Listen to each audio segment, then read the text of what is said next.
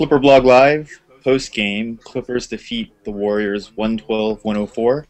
Today we have, from Brooklyn, Charlie Widows. Oceanside, we have DJ Foster.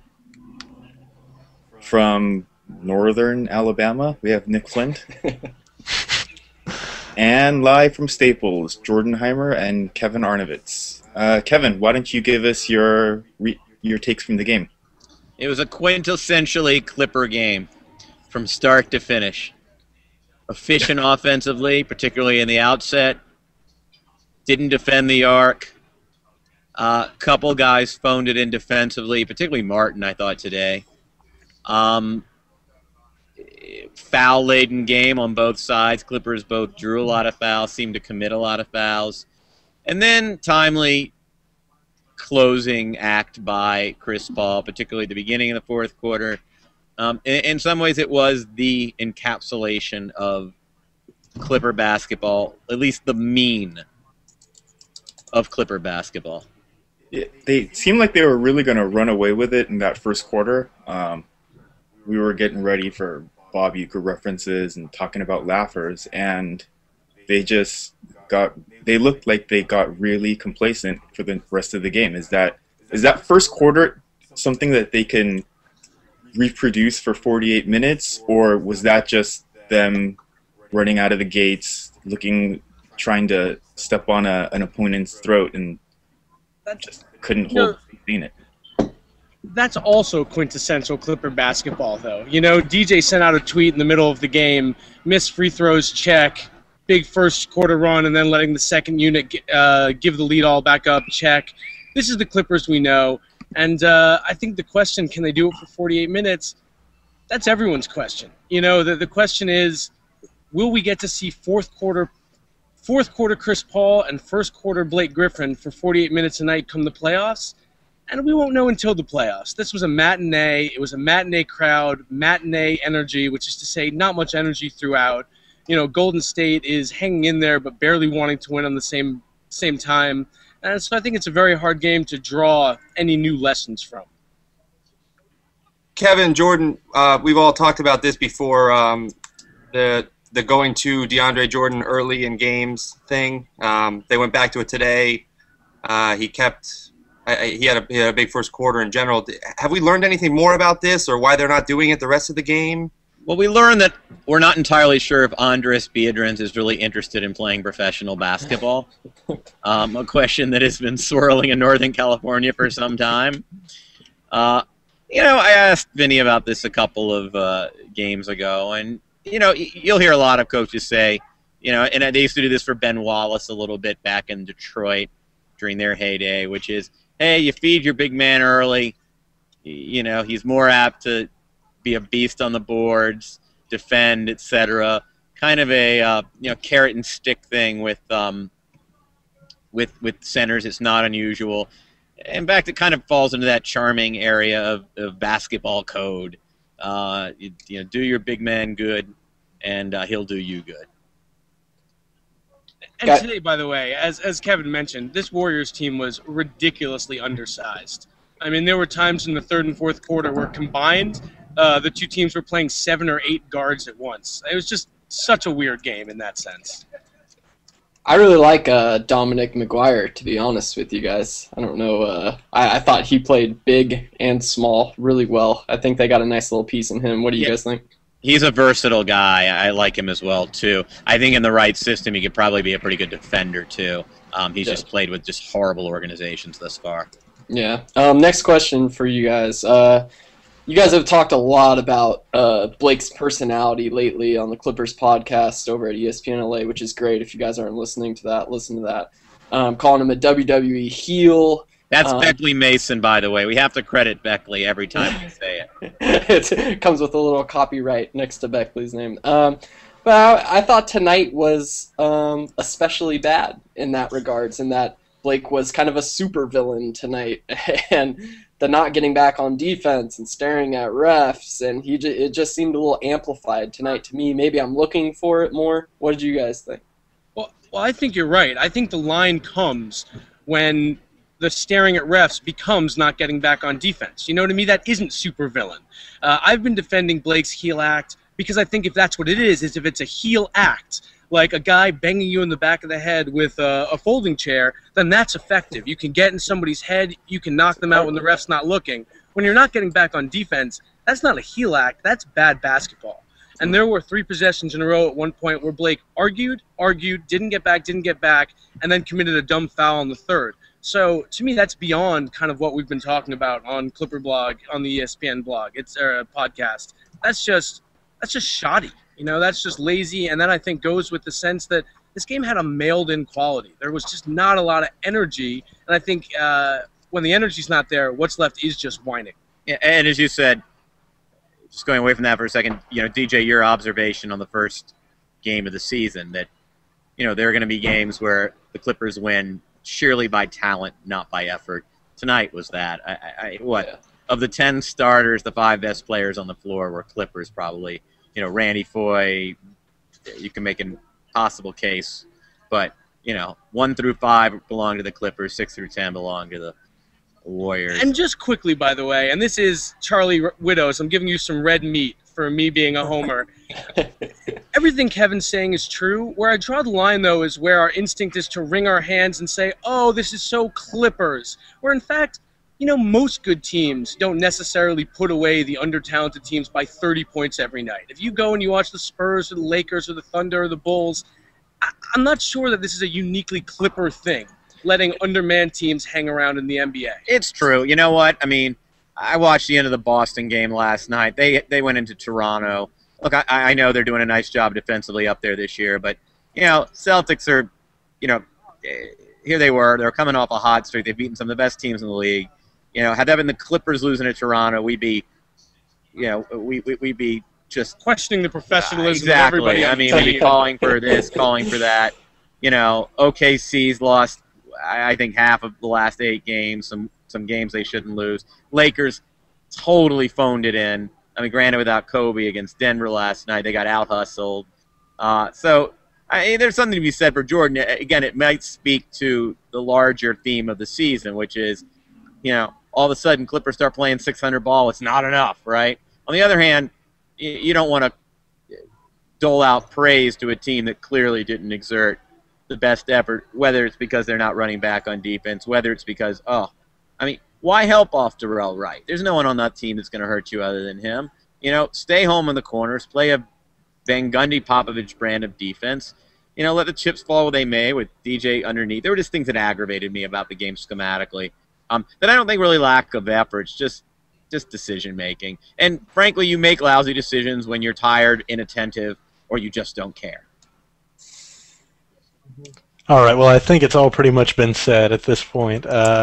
Quintessential Clippers game, yes, definitely. If anything, probably watching the Clippers over the course of the season, giving up so many open three-point looks, has just made me love the fact that there's a good shot at getting Memphis in the first round. That's basically the worst playoff team you could get in terms of three-point shooting. Not to say that that guarantees that that's going to be an easier matchup, because obviously you have Zach Randolph and Marc Gasol in the middle. Mike Conley can maybe hold his own somewhat, although his playoff performance last season left a lot to be desired. But yeah, it's been said in regards to this game, a very Clippers game, and at the same time a very playoff-bound late-season team performance. So, look, they lost to this team at home a few weeks ago, so progress is progress.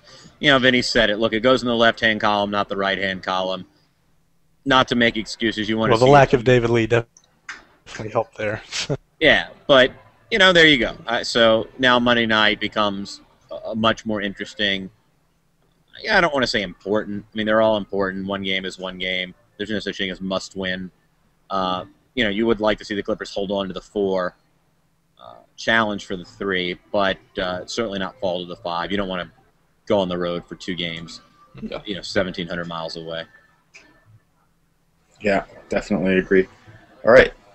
Kevin, Jordan, thanks for making time for us. Thanks. Thanks, guys. Hold on, guys.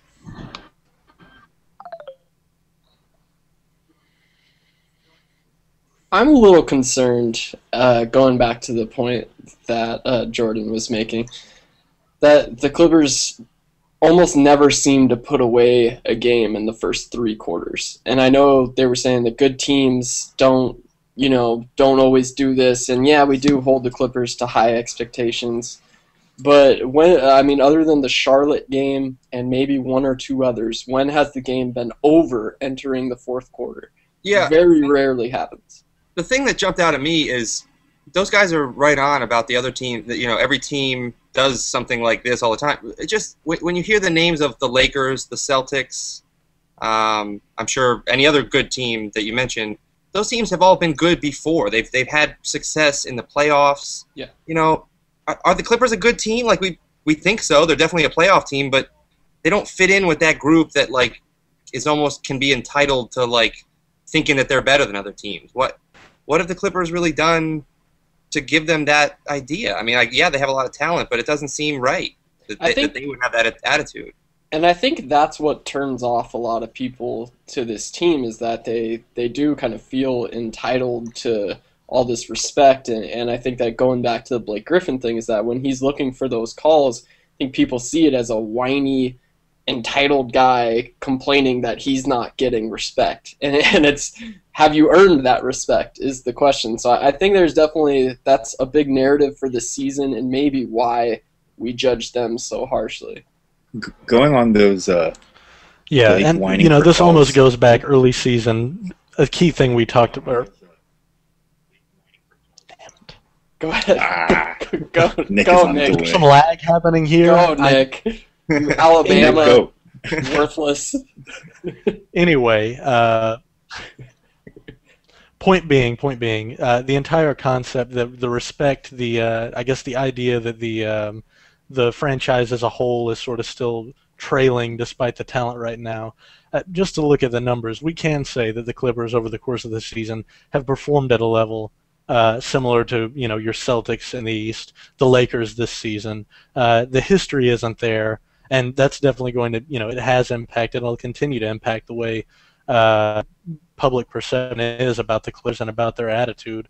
But in terms of actual production, we can say the Clippers are in that second tier pack in the West of them, the Lakers, the Grizzlies, maybe the Mavericks if they pick it up, the Nuggets if they're healthy, which they aren't, and main idea here being, that's why they're not closing it out, because they're not. They're a second-tier team, just like the rest of these teams that don't close anybody out. So does that mean, does that make it okay? Not really, but the Clippers, at least we can say, are growing, and they're going to have some turnaround as, we get Ryan Gomes' contract expiring, some things like that going into the offseason. For the playoffs, that's a different story. Yeah, I want to just add, I totally agree. I think they are among those teams. They're just as good, if not better. It's just, as DJ said, it just feels weird. It's like it kind of influences the way that you look at it from a Clipper perspective. Like, who, the entitlement, that kind of attitude, that it just comes off kind of the wrong way. Whereas even if you don't agree with it with the Lakers and Celtics, like, they can't help but think we've won championships. We can get by. I think we have bird rights on Ryan Gomes too, so there is that. I feel like part of this narrative is being written from the Clipper players, though, because if you watch, Chauncey Billups is on NBA Countdown now, and he picks the Clippers for everything with a straight face. Who's going to win the title? It's the Clippers.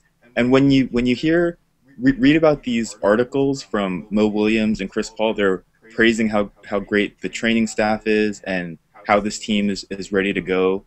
It's not just the public perception that they seem like they'd be a good team, so they should be doing what all good teams do. They're kind of putting it on themselves too, don't you think, Charlie? Yeah, I mean, I think they put it on themselves with the way they act on the court. I mean, put it this way, you don't see Blake Griffin picking on other All-Stars. It's guys like Jeremy Tyler when he's, puffing his chest, and, all that's fine. As I agree with Jordan 100%, it only becomes a real problem if he's not getting back on defense. But just in terms of perception and how, Clipper fans of other teams will look at this team, they do bring it on themselves that way, I think. Two things from this game I kind of wanted to touch on. Blake got his 12th technical in this game, which says one more. I think he's suspended for a game. Yep. Is this just a time that they should play strategy? It seems like Blake is incapable of not getting a T at least every other game. Should they just let him get a T in, I don't know, Monday at OKC or the game at Denver and just let him miss a game against a lesser opponent? Or do they try and bottle him up and hope that it doesn't affect his effort? DJ. I don't think you can purposely tell him to go get a technical. I think that's like accepting your fate when you don't necessarily have to. I would give him like one of those ultra big mouthpieces to where like he would have to like claw with like 2 hands to get it out to talk. That would be my remedy. Or maybe a muzzle. Maybe we could just give Blake a muzzle. And like sunglasses. A muzzle and sunglasses so he doesn't look at refs and draw technicals. Does this? It doesn't go to the playoffs, does it? No. It resets in the playoffs. Yeah. It is a big deal though, and it's just that's one of the things that I wrote this for the Ledger today. I said Blake Griffin played like a man but acted like a child, and at some point you have to stop being selfish and realize that during one of these critical games for seeding, and home court could be on the line. And a stupid technical now, which you could pick up, by the way, in a double technical with some goon just coming and, Reggie Evans you down in the lower region, and you're going to get teed up for that. You don't put yourself in situations like that. You have to be smarter. You have to be more mature than that. So that's frustrating with me for Blake anyways. Yeah, I had the same thought, but I wondered, like, as I was thinking about going forward, like, maybe it won't happen against a good team because it almost, like the teams they'll be facing in the playoffs, it almost seems like he approaches these inferior teams with a different attitude where it's like, oh, what happens if I don't get back on D and I'm arguing with the ref? Are they really going to score? Like, it's almost like a challenge. Like, he doesn't have confidence in the other team that's going to beat him, and maybe that would change with a playoff type team. Obviously he doesn't want Zebo running back and getting an easy bucket if they're playing Memphis or whoever, Powell, whoever it is. Second point. Mo has just played his second game back after 11 games off from that toe injury. Nick, how do you feel about Mo coming back into the fold? Does it make you feel a little bit better about the wing platoon of Nick Young and Randy Foy? And I guess Simmons is technically a wing. Yeah, technically. Well, it does make me happy. We saw today some of it as the Warriors went small. Bobby Simmons getting 0 minutes. Not to say that Caron Butler was that good, and I guess that's the main thing is that all of the wings, all of the guards, except Chris Paul, can have their night or can have their sort of their separate impact in terms of Mo Williams can get off his own shot for the second unit, and he can also, when they put him in with Chris Paul, do that thing that I thought Nick Young was going to be doing, which is spot up in the corner and hit threes. We saw plenty of that today. Yeah. In terms of how viable a 3-guard lineup is going to be in the playoffs against teams with someone whistling, what is going on here? Brooklyn streets. Anyway, yeah, so I like I like that it kind of gives you a little bit more talent. It gives you some more options. Like, say, if Randy Foy is struggling, you can sort of sit him down, put Mo Williams in there, and just let him get the minutes. Because mostly for the Clippers, we know that it's about keeping the offense going because all of them have their own weaknesses defensively. Okay, let's preview Monday night's game versus Oklahoma. We just saw them play, what is it, Wednesday, I think? Can we expect the Clippers to muster up that kind of energy? It almost seems like they're going to have to. They always do it against the good teams. What do you see from it, Charlie? Yeah, I think it's tough. What is it? They played 3 times, and 1 time Durant and Westbrook were awesome. The other 2, they struggled. And I think the difference was just defensively they limited the lapses and tried to force them into jump shots. It's tough to predict, but I know Blake had to work really hard to get points down low, and he'll have to do that again this time.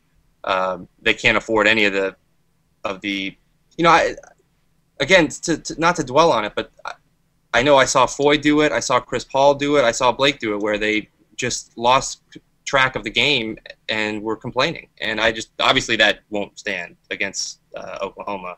But I do wonder, and watching today made me wonder if it's just in their DNA to approach a game against a contender differently than they approach this one.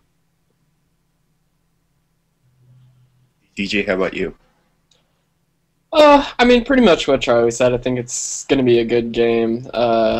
I'm most interested right now in seeing how this team prepares for the playoffs as far as rotations go. The minutes.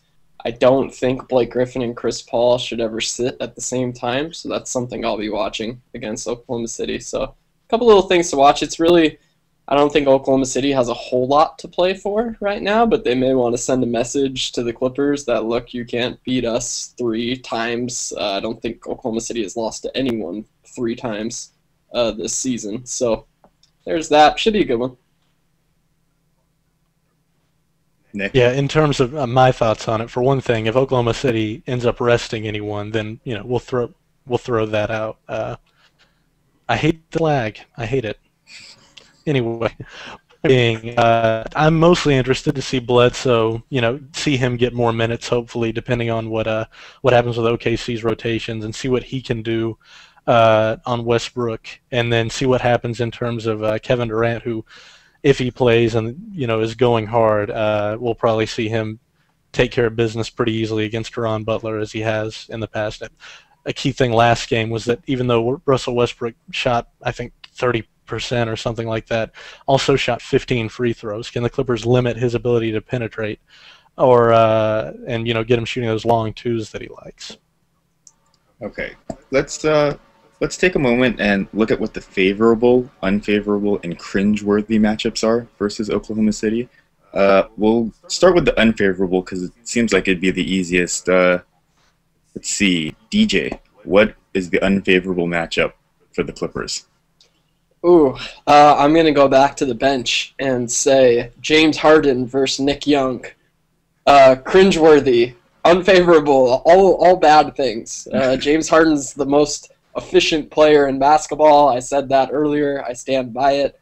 Nick Young is not the most efficient player in basketball. So could be ugly. That's the worst matchup on the floor in my eyes. Okay, Charlie, what's a favorable matchup for the Clippers? Yeah, I think if they go with it, a backcourt of Chris Paul and Eric Bledsoe against Westbrook and Harden. I bet. Obviously, Westbrook and Harden, you don't really ever have a favorable matchup against them, but I think that's interesting. I really do. I think Bledsoe puts pressure on Westbrook just getting to the hole, makes him work on defense, and then both of those guys, Paul's smart enough and a good enough defender to challenge Harden. So I love that, actually. Okay. Nick, you're bringing in the cringe. So what have we had so far? Cringeworthy. Oh, I did cringeworthy. I'm the worst. Sorry. So we've knocked out cringeworthy and favorable. I have unfavorable. By far the okay. I guess I'll go unfavorable for OKC.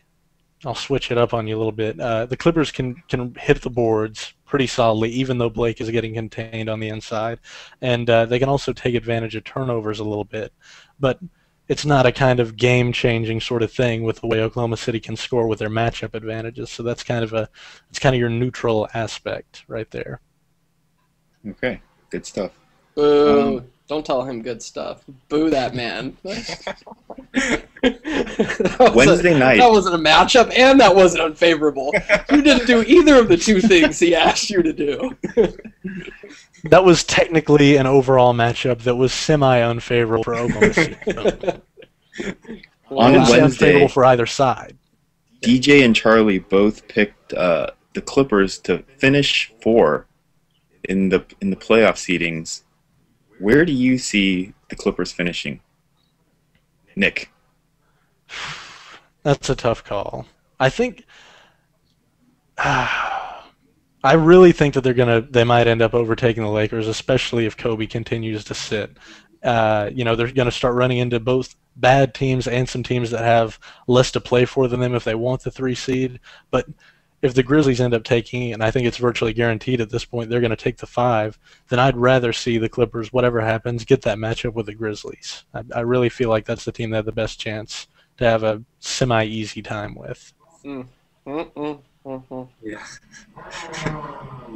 Grizzlies scare me for reasons I've already gone over, but don't write the Lakers off necessarily without Kobe, especially when Andrew Bynum is in a full-blown I don't give an F about anything mode, which he is right now, stealing the ball from Steve Blake for potential three-pointers, 30 rebounds. I wouldn't put it past him to go absolutely crazy over the rest of the regular season and help the Lakers hold on to that 3rd spot.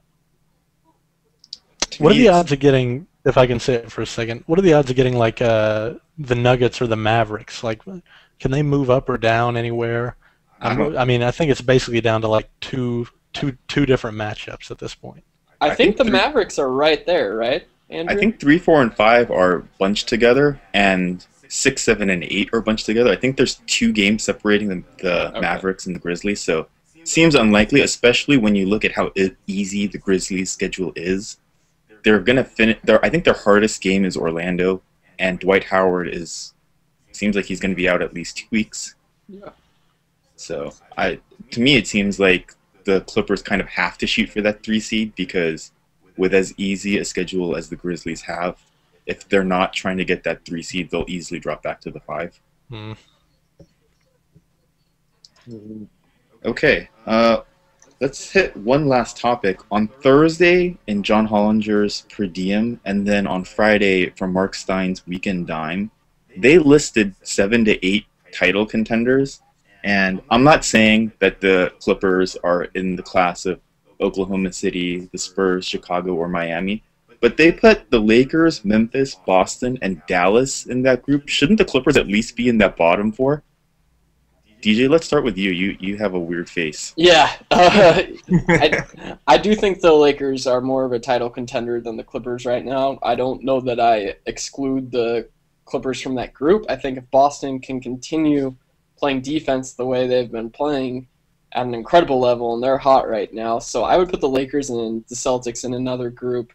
But the Clippers, Grizzlies, and Mavericks, in my view, have equal. I mean, they're all right there. I don't see how you could justify, other than Dallas winning the title last year, putting them over the Clippers at this point. The Clippers have been playing better basketball lately. They just whooped them on their home court. So I would put them in that group, probably over the Mavericks and maybe over the Grizzlies. I really like Memphis a lot. But I think they belong with Dallas and Memphis for sure. Charlie, how about you? Yeah, I agree with that. Nothing really would surprise me for the Clippers. I could see them getting swept out of the first round or making a really long run.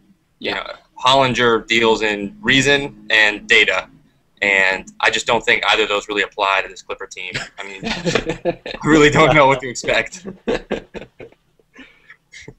Nick? Yeah, I mean, I'm right with you guys. The main thing about, Boston, Lakers, and the Mavericks, especially the Mavericks, is that reputation. These guys have won with the same core that they've had a championship. Lakers have won 2. I think I'm basically right in line with DJ. The Mavericks have fallen off big time, especially offensively. Every one of these teams has a guy that can take over to some point or another, and surprisingly, that guy from Memphis is Zach Randolph, as we saw last season. I think the Clippers almost, you could say, have a slight advantage in terms of the Chris Paul factor, but then again, they also have the worst defense of that group, the worst defense of any playoff group. So, big positives, big minuses for every team involved there, and they'll hand it down in that same group of the second tier. And to me, it's pointless to even put them in the title contention aspect. I have 2 questions for you, Nick, because we missed you on the last ClipperBlog Live. First, how was the Memphis-Phoenix game? Did you get Steve Nash to sign your cleavage?